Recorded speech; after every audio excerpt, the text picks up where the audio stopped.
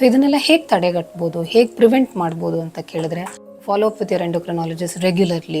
ಅದ್ರ ಜೊತೆಗೆ regular blood glucose monitor ಮಾಡ್ಕೊಳ್ಳಿ.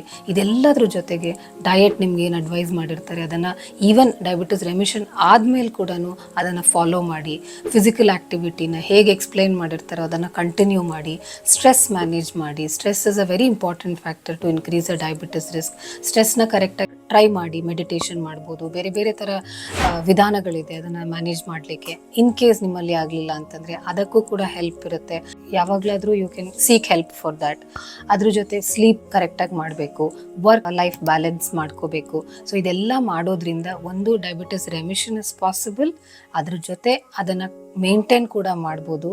So the key factor here is consistency. So diabetes remission ಒಂದು successful story ಆಗಲಿಕ್ಕೆ consistency is key. Thank you.